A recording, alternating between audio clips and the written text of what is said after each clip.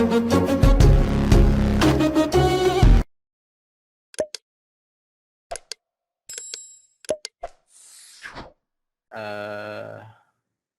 ada pertanyaan, silahkan. Cukup panjang.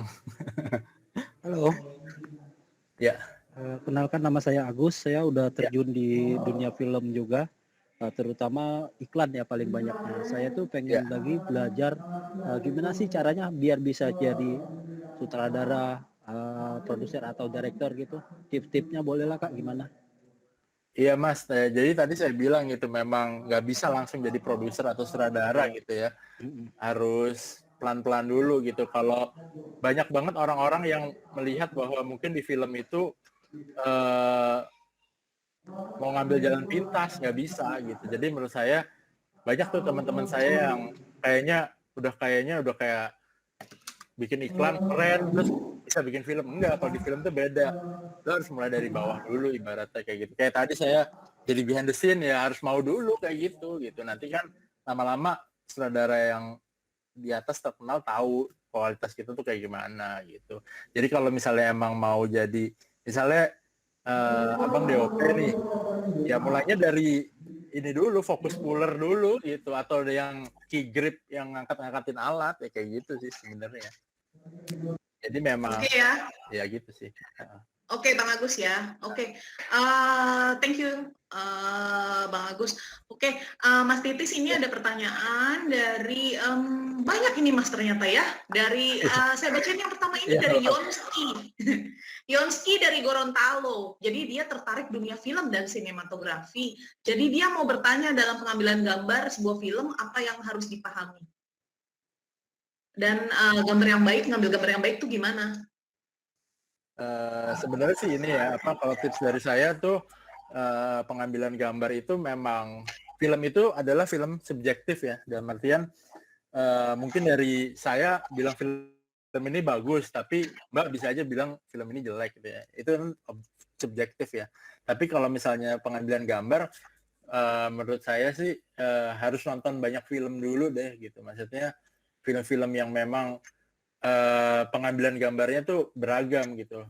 Saya jadi pengen sharing satu hal lagi. Jadi ketika saya kemarin ngerjain web series yang Olate itu, seluruh kliennya itu orang Korea ya. Jadi saya harus mengambil produksi secara Korean style. Korean style itu berbeda sama Indonesian style atau Hollywood style. Korean style adalah angle harus banyak banget gitu ya. Jadi semua yang ngomong itu harus kena gitu, udah kayak sinetron sebenarnya, tapi beda depth-nya. Jadi nah itu, jadi kalau emang dari siapa tadi, Yonski ini pingin lihat gambarnya film, coba tonton dulu film-film yang menang Oscar dulu lah gitu. Kamu cari film-film yang menang Oscar di bagian sinematografi. Nah, dari situ kamu lihat tuh apa yang bisa membedakan dari sinematografi lainnya gitu. Menurut saya sih gitu. Dari situ kamu mulai belajar tuh, di YouTube udah banyak banget nih bagaimana cara masang lampu di depan ini, dan sisanya kamu bisa ikutan les atau kuliah di IDS ya nggak Mbak? Asik. Makasih Mas Titis. Oke, nextnya dari Keanu. Oke, Keanu, halo, apa kabar? Keanu mau tanya, katanya banyak proyek film, dari banyak proyek film yang Mas Titis produksi, film apa yang paling berkesan? Ya saya sih atau menurut yang Mas Titis paling top gitu. Ya, yang saya produksi itu yang paling berkesan ya yang Singapura itu sih Mbak, karena menurut saya juga mendirect aktris dan aktor yang memang juga sekarang menjadi aktris atau aktor pendatang baru film Indonesia juga ya, Baskara Mahendra sama Clara Bernadette. Jadi menurut saya itu sih, mereka yang hidupkan mimpi paling berkesan sih, karena mereka juga seru gitu, mau diajak susah bareng ibaratnya dulu gitu syutingnya. Jadi ya itulah sih Mbak. Bisa ditonton di YouTube, mereka yang hidupkan mimpi. Oke, tuh Keanu. Itu baru ya Mas ya? 2018. Oh, 2018. Oke, Keanu tuh bisa lihat filmnya Mas Titis ya, yang tadi disebut ya. Oke, next dari Rizky Dinan. Rizky Dinan dari Jakarta. bagaimana cara agar kita bisa mengikuti Nah itu produksi tadi saya film bilang layar kalau lebar. kamu sekarang sukanya di mana gitu. Kalau kamu suka nulis skrip gitu, kamu bisa melamar ke banyak sekarang tuh ke Mas Baskoro Adi juga sering nulis kan yang pernah di IDS juga ya. Terus Iya, juga ke Mbak Gina Esnur, dia juga punya wahana kreator kalau nggak salah penulisan. Itu bisa magang di situ gitu. Atau kalau kamu suka kamera, kamu bisa ke DOP yang ada di Instagram tuh. Misalnya DOP-nya Bang Joko Anwar, si siapa namanya? Bang Ical Tanjung. Nah itu kamu nekat aja DM gitu, nggak apa-apa. Saya ingin belajar Bang gitu. Saya ingin ikut produksi layar lebar. Yang ngangkatin alat, tapi yang penting kan masuk ke produksi dulu gitu kan. Sebenarnya kayak gitu Mbak.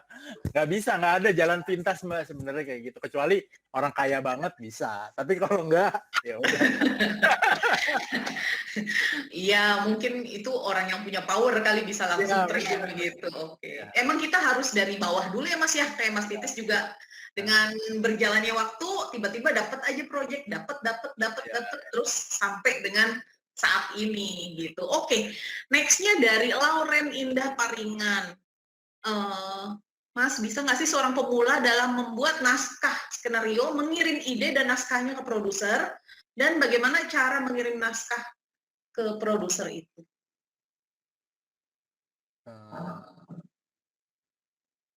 Pemula membuat naskah, terus kirim ide dan naskahnya ke produser, bisa nggak? Dan Bisa, gimana caranya? bisa. Biasanya di PH-PH itu suka ada kontak dari produsernya atau memang kontak dari PH-nya gitu. Misalnya dulu saya lama di Lifelike, Mbak Lala biasanya terbuka kok dia untuk skenario. Cuman memang pertama sekali lagi harus sabar ya Mbak gitu, karena yang masuk ke dia itu, yang masuk ke produser-produser gede itu banyak banget. Banyak banget gitu ya. Jadi kalau kamu memang pingin bener-bener beda dari yang lain, jangan cuma ngirimin naskah doang, kirimin misalnya naskah tapi pakai video yang kamu edit. Kayak begini loh filmnya, ceritanya kayak gitu loh. Gitu. Atau mungkin misalnya ada portfolio yang dia sudah pernah bikin gitu kan, atau udah pernah punya YouTube gitu kan, mungkin bisa di-share juga linknya, ini loh saya pernah bikin begini. Mungkin itu, nah itu gunanya bersekolah di IDS, portfolionya banyak di sini jadinya. Oke, iklan lagi ya. Oke, nextnya ini dari Fairuza Zahrani ya. Untuk mereview film melalui tulisan itu ada struktur atau poin pentingnya nggak Mas? Kan Mas awalnya ini dari review film nih. Nah itu ada struktur atau poin pentingnya nggak? Dari review ya. Uh-uh. Review sih sebenarnya nggak ada strukturnya, cuman yang penting harus jangan asal nge-review aja sih, dalam artian kamu juga harus ngelihat, harus memperbanyak namanya nonton film lain juga. Kadang orang lain tuh nge-review asal-asalan tuh jangan sampai gitu. Jadi kalaupun mau membandingkan sama film lain juga bandinginnya secara halus aja. Misalnya film ini kok saya tidak menangkap keresahan yang dirasakan oleh sutradara ya, misalnya kayak gitu. Jadi karena menurut saya kalau review-review yang negatif itu kayaknya cuman haters aja sih Mbak kayak gitu. Jadi kadang banyak kan kayak gitu. Jadi cuman ada sentimen sama sutradara atau pemainnya, akhirnya bikin review jelek kayak gitu sih. Oke, jadi kita harus fair ya kalau bikin review ya. Siapapun yang main, siapapun sutradaranya, kita harus fair. Jadi orang bisa baca dari tulisan kita tuh ada isinya atau enggak gitu ya. Oke, sekarang dari Aditya Waluyo mau tanya, waktu masih zaman-zaman bikin short film itu membentuk tim dari teman kah, kenalan, terus apa aja yang dibutuhkan? Iya, kalau bikin short film itu memang dari temen ya, lagi-lagi koneksi gitu ya. Jadi awalnya saya bikin yang Levi's itu juga karena kita nggak ngerti apa-apa, akhirnya kita nanya ke teman siapa yang emang udah pernah bikin kayak gini gitu, tapi masih awal-awal juga. Akhirnya ada yang itu siapa ya, Mas Adit atau kalau nggak salah, dia pernah kuliah di luar negeri film, tapi juga masih mulai. Jadi akhirnya ya udah ikutan yuk gitu, jadi asisten sutradara, jadi apa gitu. Jadi sama-sama apa namanya berangkat bareng aja sih Mbak sebenarnya. Jadi kalau menurut saya kamu harus paling nggak punya temen yang emang setingkat di atas kamu gitu. Jadi paling nggak bukan blank semua ya. Kalau misalnya semuanya blank juga bingung juga gitu. Nggak jadi. Iya. Harus ada yang mau apa ya berkarir bareng tuh ada kok gitu, yang masih mulai dari bawah juga pasti ada gitu. Iya, yang penting punya visi yang sama. Iya, iya. Ya Mas, seperti itu ya. Terus dari Robertus Anders mau tanya, di dunia perfilman Indonesia apakah ada market untuk film-film Indonesia yang berbahasa Inggris? Kalau di film Indonesia sendiri sih mungkin marketnya masih rendah ya Mbak ya. Karena sorry to say, memang masyarakat kita masih sukanya memang mengkonsumsi film yang bermuatan misalnya horor atau drama banget gitu ya, atau komedi, dan kebanyakan memang local language gitu ya. Kalau untuk film Indonesia yang bahasa Inggris, cocoknya memang langsung untuk aja festival ke Singapura lah paling enggak gitu. Singapura, Malaysia. Kita harus melihat bahwa di sana kan juga punya distributor ya. Distribusi channel bioskop dan lain-lain ya harus tuh ngirimin ke sana gitu. Jadi bigger audience lah. Kalau di Indonesia ada mungkin pasarnya, tapi jangan harap untuk bisa meraih top box office aja gitu. Takutnya malah kecewa gitu ya, karena karena pasti produser ngarepin BEP ya. Iya. Dan untung. Gitu kan. Dulu saya punya temen film pendek tuh ya, si Samuel Ruby, dia tuh tinggalnya di Singapura, kebetulan kerja di sana tapi orang Bali. Dia bikin film memang Inggris banget, tapi akhirnya masuk festival aja gitu, bukan film komersil gitu. Oke. Dari nextnya nih dari Mas Adi, selain marketing, adakah ranah pekerjaan lain bagi orang yang tidak terlalu mengerti teknis untuk bisa berkarir di film? Apakah seperti publicist gitu, Mas? Iya, kalau selain marketing memang untuk tidak terlalu mengerti teknis bisa kerja di bioskop kali ya sekarang ya. Di bioskop kan nggak harus ngerti teknis gitu kan, misalnya pemrograman gitu kan, atau misalnya juga jadi penerjemah dari film-film luar kan juga banyak gitu kan, misalnya itu kan juga salah satu ranah pekerjaan lain gitu. Kalau publicist memang bisa juga, tapi kalau publicist itu memang harus punya ikatan yang erat juga sih sama produsernya gitu. Oh, oke. Oke, ini dari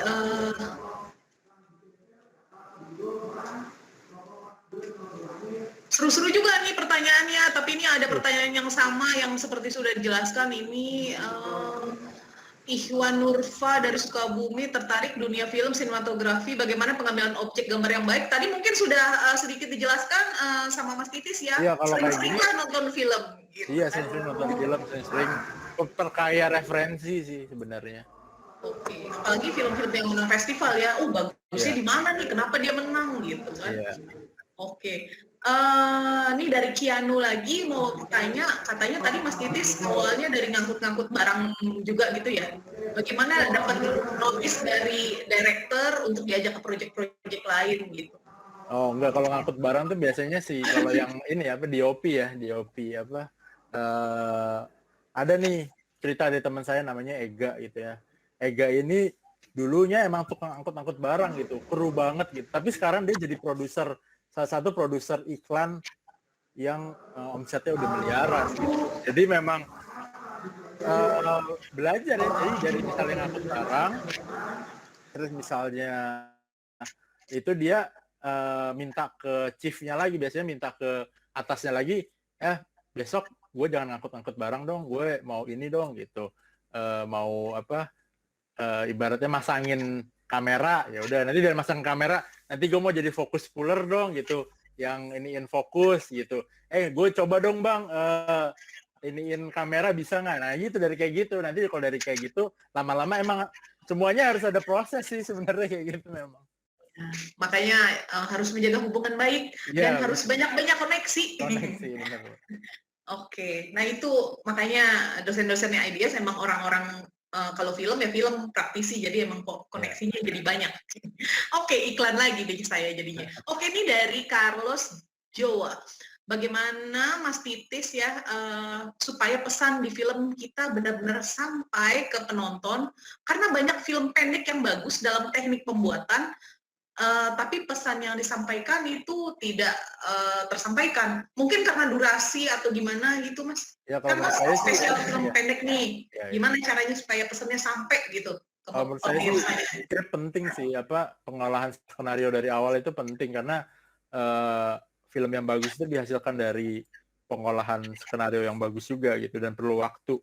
Jadi menurut saya banyak sekarang mungkin filmmaker yang ngerti teknis tapi kosong di skenario itu banyak gitu. Jadi menurut saya sebelum kamu terjun bikin film, paling nggak liatin dulu skenario kamu ke 5-10 orang terdekat kamu, tanya kira-kira kalau saya bikin film kayak gini gimana gitu. Jadi sebelum kamu eksekusi, kamu tahu lah ibaratnya ada masukan-masukan juga dari orang, ntar buatnya kayak gini kayak gitu. Nah baru deh kamu matengin lagi, ya akhirnya nanti baru deh jadi gitu.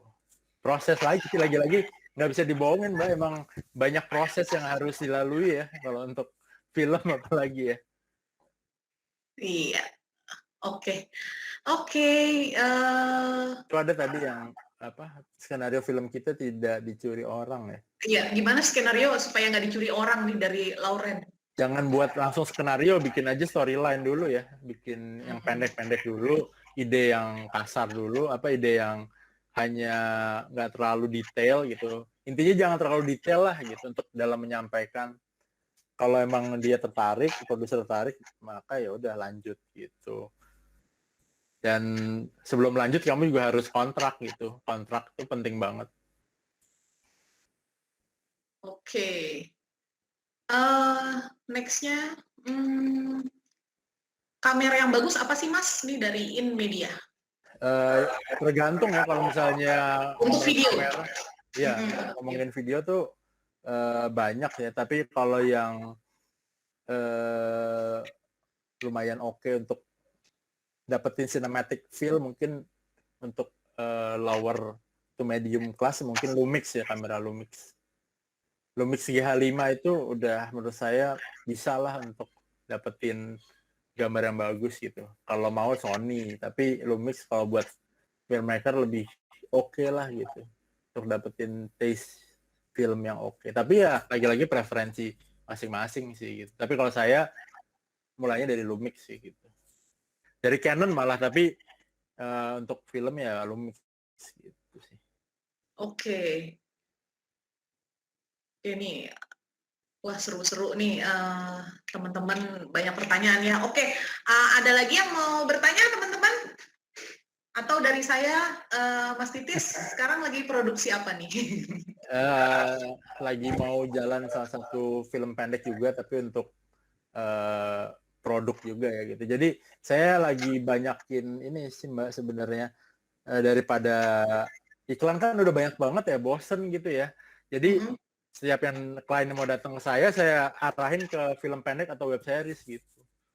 Oh gitu. Iya, jadi kalau iklan kan ya udahlah yang TVC aja udah banyak gitu kan Mbak, bukan ranah saya gitu. Jadi saya tuh ingin terus memperbanyak portofolio untuk film aja sih sebenarnya. Jadi untuk bekal nanti ketika ditawarin gitu ya, insya Allah untuk film panjang udah mantep Ready, gitu. Ya? Iya gitu.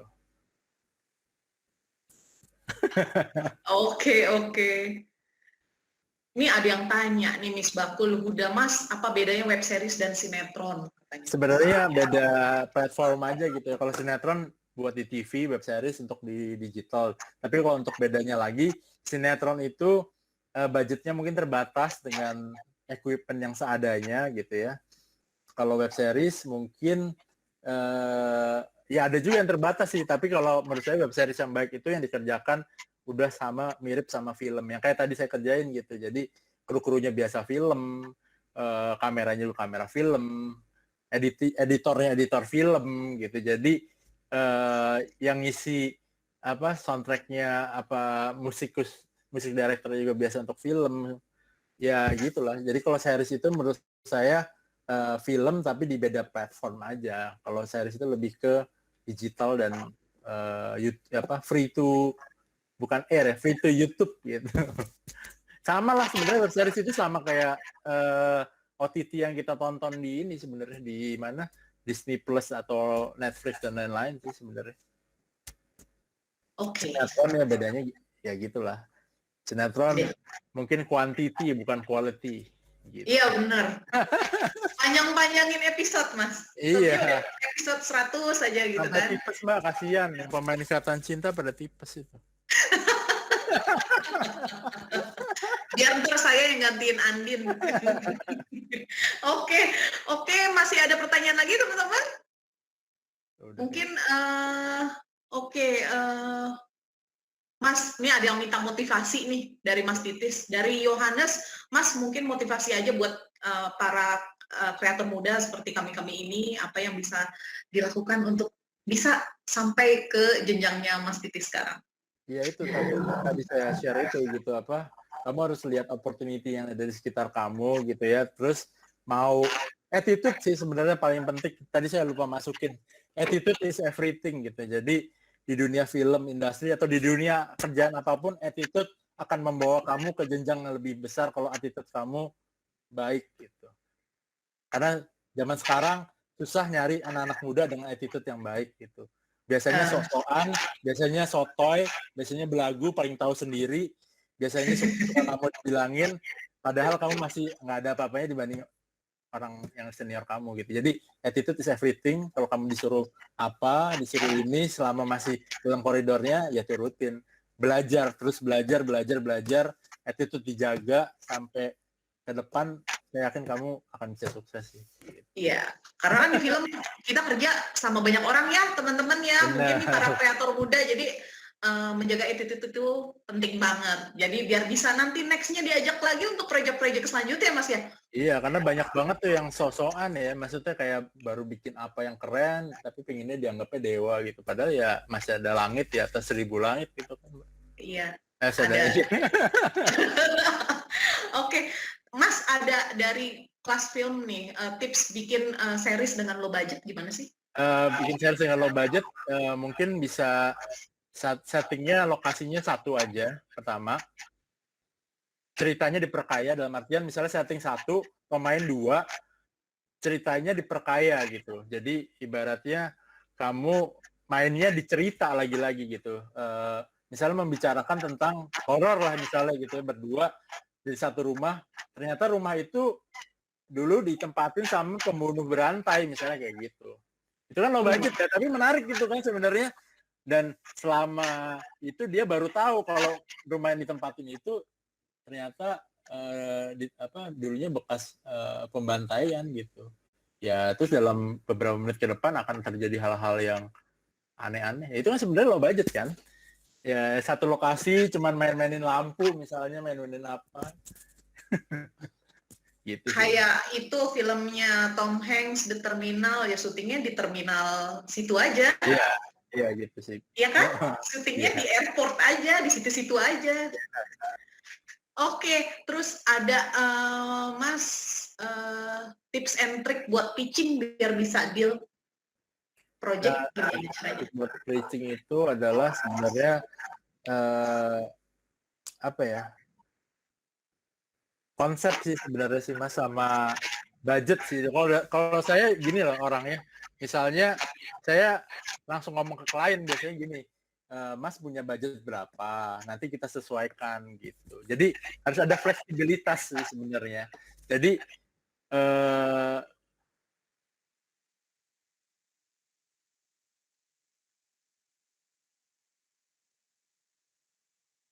pitching ya dengan attitude yang kita punya dan fleksibilitas yang kita punya, kayaknya klien dibuat nyaman dulu aja gitu.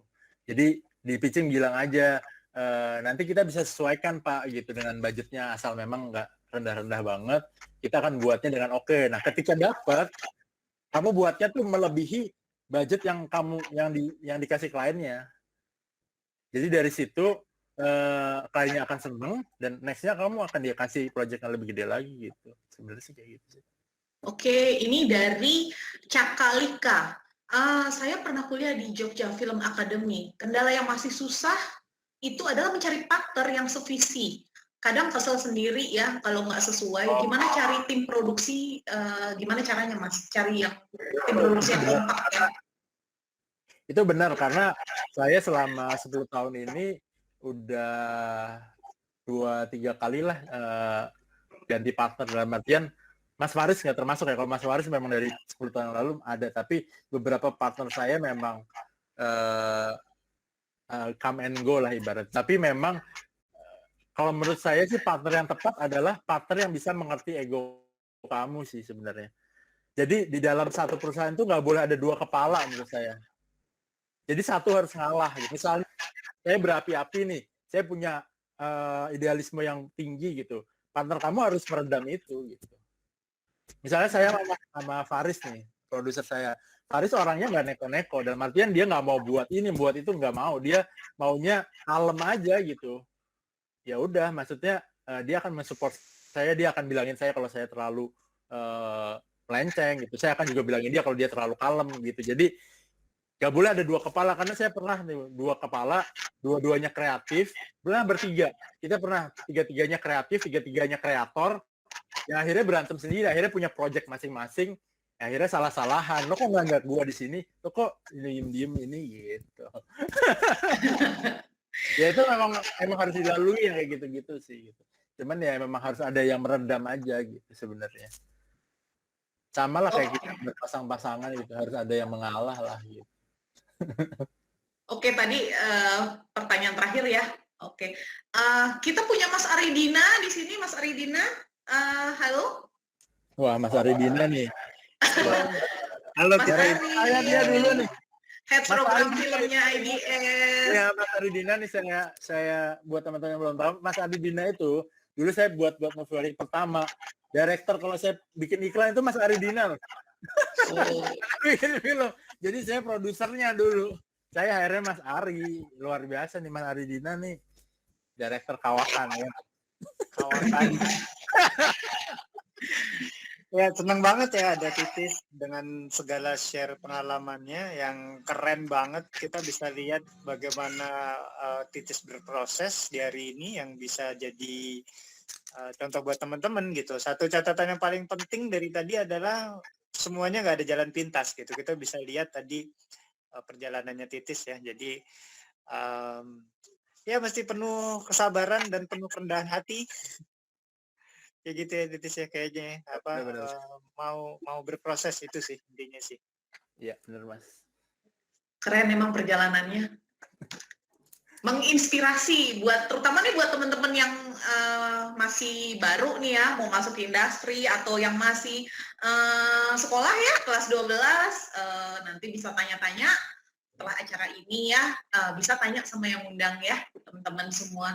Oke, terima kasih banyak Mas Aridina untuk waktunya. Mas Titis juga terima kasih banyak ya untuk share-nya hari ini, sangat bermanfaat. Itu menginspirasi teman-teman semua. Saya juga suka film banget soalnya gitu kan. Mungkin next-nya saya bisa seperti Mas Titis gitu.